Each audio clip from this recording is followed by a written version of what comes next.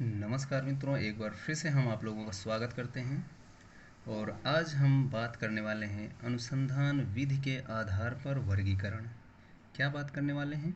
अनुसंधान विधि के आधार पर वर्गीकरण, यानी अनुसंधान के वर्गीकरण के लिए हमने इसके पहले वाली वीडियोस को अपलोड कर दिया है। अगर आपने उस वीडियो को नहीं वॉच किया है तो कृपया आप पहले उसको वॉच कर लीजिए। तदुपरांत आप जो है इस वीडियो को देखेंगे तो आपको correlation videos to visual videos नज़र आएंगे। तो आज हम इस वीडियो के अंतर्गत अनुसंधान विधि के आधार पर वर्गीकरण के बारे में बात करने वाले हैं। चूँकि हमने वर्गीकरण का 9 वर्गीकरण का आधार लिया था, जिनमें से एक वर्गीकरण के लिए हो गया है और ये दूसरा वर्गीकरण का आधार हमने लिया है। और जिसमें दूसरा वर्गीकरण का आधार है अनुसंधान विधि, यानी according to research methods. According to research method हम लोग जो है वर्गीकरण करने वाले हैं अनुसंधान का। तो आइए देखते हैं इसके अंतर्गत कौन कौन से अनुसंधान आपके आते हैं, और इसको आप लोग नोट कर लीजिएगा इसमें कौन कौन से अनुसंधान आते हैं। तो जैसे कि आप सबसे पहले देख रहे हैं कि इस वर्गीकरण के अनुसार अनुसंधान को 3 भागों में विभाजित किया जा सकता है।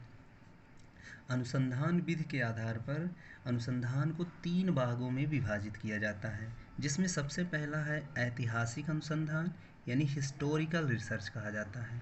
ठीक। या दूसरा है वर्णनात्मक अनुसंधान, इसको हम लोग डिस्क्रिप्टिव रिसर्च बोलते हैं। और तीसरा है हमारे पास प्रयोगात्मक अनुसंधान, इसको हम एक्सपेरिमेंटल रिसर्च बोलते हैं।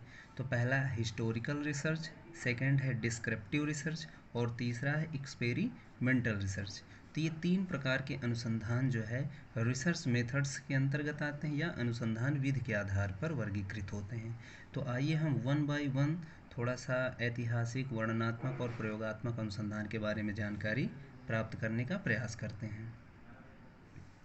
अब जिसमें सबसे पहले आपका है अनुसंधान ऐतिहासिक अनुसंधान या हिस्टोरिकल रिसर्च कहते हैं।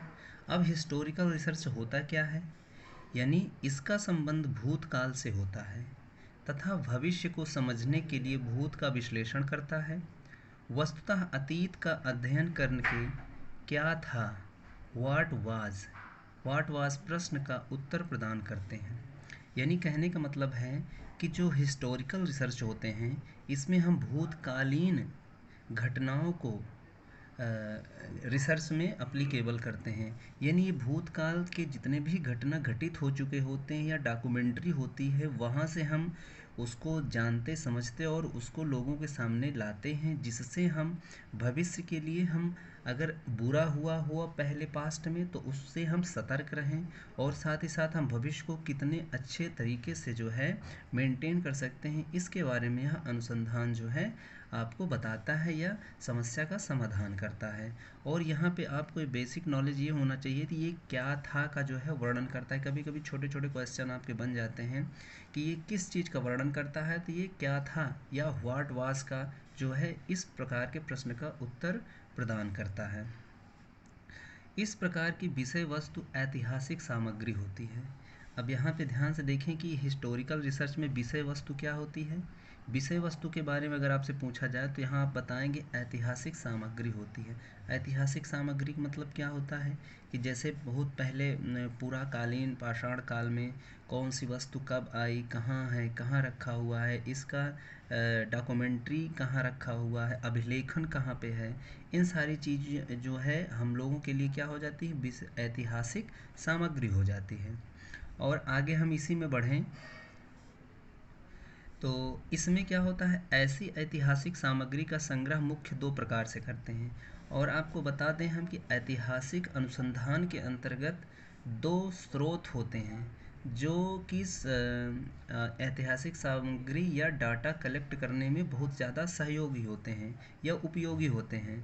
और ये कभी कभी क्वेश्चन में भी पूछा जाता है कि प्राथमिक स्रोत क्या होते हैं और द्वितीयक स्रोत क्या होते हैं। अब प्राथमिक स्रोत और द्वितीयक स्रोत अर्थात primary source and secondary source historical research के ही अंतर्गत आते हैं। और ये दोनों स्रोत को हम जब हिस्टोरिकल रिसर्च को अच्छे से अध्ययन करेंगे, यहाँ तो अभी हम वर्गीकरण के आधार पे आपको शॉर्ट लाइन में चीज़ें बताने का प्रयास कर रहे हैं।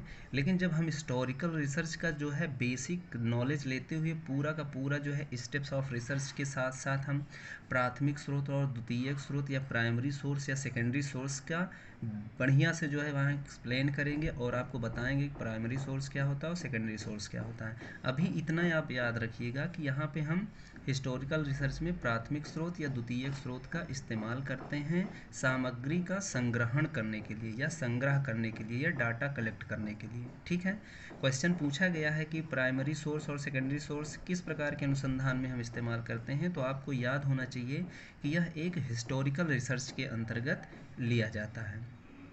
अब जैसे हिस्टोरिकल रिसर्च में आपका ये आ सकता है, एक उदाहरण के तौर पे हम देख सकते हैं जैसे ताजमहल में किस प्रकार के पत्थर का इस्तेमाल किया गया है।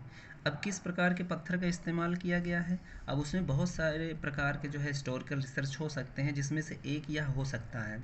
अब वहाँ पे क्या करेगा, जो अनुसंधान करता है वहाँ पे जाएगा और उसको ऑब्ज़र्व करेगा अपने इंस्ट्रूमेंट्स के माध्यम से, अपने तकनीक के माध्यम से, और वह पता करेगा कि इसमें किस प्रकार के पत्थर लगे हुए हैं जिसका रंग कभी परिवर्तित नहीं हो रहा है और क्या कारण है कि जिसकी वजह से रंग परिवर्तित हो रहे हैं। तो आदि ऐसे समस्याओं या ऐसे परिघटनाओं के बारे में वह डाटा कलेक्ट करेगा और उस पर अनुसंधान करके लोगों के सामने वह सामान्यीकृत करेगा। तो इस प्रकार के अनुसंधान हमारे हिस्टोरिकल रिसर्च के अंतर्गत आते हैं। आइए आगे बढ़ते हैं। अब सेकंड हमारा है वर्णनात्मक अनुसंधान। अब वर्णनात्मक अनुसंधान को हम अंग्रेजी में बोलते हैं डिस्क्रिप्टिव रिसर्च। डिस्क्रिप्टिव रिसर्च के अंतर्गत क्या होता है, यह तो एक बहुत ही महत्वपूर्ण रिसर्च होता है। अब इसमें देखिए, वर्णनात्मक अनुसंधान में वस्तुतः वर्तमान यानी प्रेजेंट में विद्यमान परिस्थितियों का अध्ययन करके क्या है यानी व्हाट इज़ प्रश्न का उत्तर देता है। यानी वर्णनात्मक अनुसंधान में वस्तुतः वर्तमान यानी जो प्रेजेंट टाइम में जो परिस्थितियां बन रही हों, उन परिस्थितियों के अनुसार जो हमारे पास समस्याएं उत्पन्न हो जाती हैं, उन समस्याओं का समाधान करना ही वर्णनात्मक अनुसंधान के अंतर्गत आ जाता है। और यहाँ पे अगर आपसे पूछा जाए तो ये किस प्रकार के प्रश्न का उत्तर देती हैं, तो इसमें क्या है यानी क्या है या व्हाट इज़ टाइप के प्रश्न का उत्तर यह प्रदान करता है। अब इसमें सबसे बड़ी इम्पोर्टेंट बात होती है कि इसके अंतर्गत कौन कौन से रिसर्च आते हैं, क्योंकि ये कई बार पीएचडी एंट्रेंस एग्ज़ाम में या आपको पीजीटी हायर में आपको इस तरीके के क्वेश्चन देखने को मिलते होंगे कि इसमें को 3-4 ऑप्शंस आपको दे देते हैं और उसमें से पूछ लिया जाता है कि ये किस प्रकार के अनुसंधान की कैटेगरी में रखा गया है, हिस्टोरिकल या वर्णनात्मक या प्रयोगात्मक या ईटीसी। तो इसको ध्यान से देखिएगा कि वर्णनात्मक अनुसंधान में कौन कौन से अनुसंधान एग्जिस्ट करते हैं। तो जिसमें सबसे पहला आप देख रहे हैं कि सर्वेक्षण अनुसंधान या सर्वे रिसर्च, इसका जो है पहला जो है अनुसंधान होता है सर्वेक्षण अनुसंधान या सर्वे रिसर्च। और दूसरा होता है इसमें घटनोत्तर अध्ययन या एक्स पोस्ट फैक्टो स्टडी या एक्स पोस्ट फैक्टो रिसर्च। ठीक है, इसी को उत्तरोत्तर रिसर्च भी बोलते हैं, सेकंड वाले को घटनोत्तर अध्ययन या एक्स पोस्ट फैक्टो रिसर्च बोलते हैं, इसको घटनोत्तर स्टडी भी बोलते हैं। तो ये सेकंड हो गया।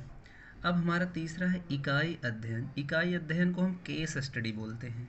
तो इस तरीके से इन तीन जो है प्रमुख रूप से वर्णनात्मक अनुसंधान के अंतर्गत रखे गए हैं। ठीक है, तो इन तीनों अनुसंधान को हम जब आगे के वीडियोस में कवर करेंगे, एक एक करके बहुत अच्छे से सटीक अध्ययन करेंगे और सटीक नॉलेज आपको प्रोवाइड करने का प्रयास करेंगे।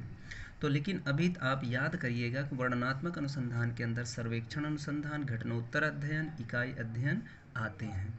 अब इसका एक उदाहरण आप समझ सकते हैं, जैसे किसी जनपद के महाविद्यालयों के अध्यापकों के कार्य प्रगति का अध्ययन करना। किसी जनपद के महाविद्यालयों के अध्यापकों के कार्य प्रगति का अध्ययन करना। अब ये क्या है, एक ये वर्णनात्मक अनुसंधान के अंतर्गत आएगा। इसमें आप सर्वेक्षण अनुसंधान लगा देंगे और यह आपका इस प्रकार का समस्या दिख रहा है जो प्रेजेंट यानी वर्तमान स्थिति को यह बता रहा है, तो इसलिए इसमें वर्णनात्मक अनुसंधान इम्प्लीमेंट हो जाएगा। अब आइए आगे बढ़ते हैं। आगे हमारा तीसरा है, लास्ट जो है, प्रयोगात्मक अनुसंधान। बहुत ही महत्वपूर्ण है, यहाँ से प्रायः क्वेश्चन आपको देखने को मिलता होगा और आशा करते हैं कि इस वीडियो के बाद आप प्रयोगात्मक अनुसंधान से जो भी क्वेश्चन बनेंगे आप उसको अच्छे से टैकल करेंगे और आंसर भी अच्छे से करेंगे। प्रयोगात्मक अनुसंधान को एक्सपेरिमेंटल रिसर्च बोलते हैं मित्रों। अब इसमें क्या होता है, इस प्रकार के अनुसंधान में प्रयोगात्मक विधि यानी एक्सपेरिमेंटल मेथड का प्रयोग किया जाता है। एक्सपेरिमेंटल मतलब होता है प्रयोगात्मक अनुसंधान जो है लेबोरेटरी भी होता है और फील्ड एक्सपेरिमेंटल भी होता है। तो देखिए, प्रयोगात्मक अनुसंधान का जब हम इंडिविजुअल कंटेंट ले करके और इसका इंडिविजुअल हम डिस्क्रिप्शन जब देंगे तो वहाँ पे हम सारी बातों को कवर करेंगे। बट अब आप यहाँ पे बेसिक नॉलेज आप ये रखिएगा प्रयोगात्मक अनुसंधान का कि इसमें होता क्या है, जो मुख्य रूप से क्या होता है, यही चीज़ अभी हम यहाँ पे अध्ययन कर रहे हैं। तो यह एक एक्सपेरिमेंटल रिसर्च होता है या एक्सपेरिमेंटल मेथड इसमें इस्तेमाल किया जाता है। और प्रयोगात्मक अनुसंधान वस्तुतः भावी या भविष्य यानी फ्यूचर की परिस्थिति का अनुमानिक अध्ययन करके क्या होगा यानी व्हाट विल बी प्रश्न का उत्तर देता है। इसमें यह ध्यान रखना है किस प्रकार के प्रश्नों का उत्तर देता है, क्या होगा या व्हाट विल बी प्रश्न का उत्तर प्रदान करता है। यानी ये जो है एक नियंत्रित प्रयोगशाला क्षेत्र में कार्य करता है। आइए इसके कुछ और भी कैरेक्टरिस्टिक हैं जो यहाँ पे आपको जानना बहुत आवश्यक है। जैसे जिसमें सबसे पहले यहाँ से आप क्वेश्चन बहुत ज़्यादा आपको देखने को मिलता होगा, इसमें कारण और प्रभाव का अध्ययन किया जाता है। आपसे क्वेश्चन पूछ लेता है कि कारण और प्रभाव का अध्ययन किस प्रकार के अनुसंधान में किया जाता है, तो आपका आंसर होना चाहिए प्रयोगात्मक अनुसंधान के अंतर्गत। दूसरा है, किसी एक चर का दूसरे चर पर प्रभाव देखा जाता है। प्रयोगात्मक अनुसंधान में किसी एक वेरिएबल का दूसरे वेरिएबल पर इफेक्ट देखने को प्राप्त होता है। और तीसरी कैरेक्टरिस्टिक है इसमें चरों को नियंत्रित किया जाता है। क्वेश्चन बहुत बार आया हुआ है कि नियंत्रित करने वाला अनुसंधान कौन सा होता है, तो वो प्रयोगात्मक अनुसंधान होता है। और इसमें चरों को प्रहस्तित यानी मैनिपुलेट यानी जोड़ तोड़ करने की प्रवृत्ति किस अनुसंधान के अंतर्गत होती है, तो मैक्सिमम आपको अगर प्रयोगात्मक अनुसंधान है तो आपको यही टिक करके आना है। ध्यान से समझ लीजिएगा मित्रों, अगर चरों का जोड़ तोड़ या मैनिपुलेट की कहीं भी कॉन्सेप्ट आता है तो आप जो है मैक्सिमम चांसेस अगर प्रयोगात्मक अनुसंधान है तो इसी को टिक करके आएंगे, तो आंसर होने के चांसेस ज़्यादा बन जाते हैं। अब इसके लिए आप एक छोटा सा एग्जांपल ले सकते हैं, जैसे हाइड्रोजन और ऑक्सीजन से पानी का निर्माण करना होता है। जैसे 2H2 + O2, this implies that 2H2O + energy. मतलब यहाँ H2 मतलब हाइड्रोजन, O2 मतलब ऑक्सीजन। यहाँ हाइड्रोजन और ऑक्सीजन क्या है, दो वेरिएबल्स की तरह ट्रीट कर सकते हो। और इनको एक प्रयोगशाला में आप क्या करेंगे, हाइड्रोजन थोड़ा सा लेंगे और थोड़ा सा ऑक्सीजन लेंगे, तो जब दोनों को मिक्स करेंगे या मिलाएंगे तो आप देखेंगे कि वहाँ पे जल का निर्माण हो जाता है यानी H2O का निर्माण हो जाता है। तो यह एक क्या हो, एक नियंत्रित प्रयोगशाला के अंतर्गत ही इस चीज़ को हम जो है संपन्न कर सकते हैं। इसलिए इसमें प्रयोगात्मक अनुसंधान जो एक वैज्ञानिक अनुसंधान होता है और इसको वैज्ञानिकता इसके अंतर्गत ज़्यादा देखने को मिलता है। तो आई होप ये सारे अनुसंधान आपको क्लियर हो गए होंगे।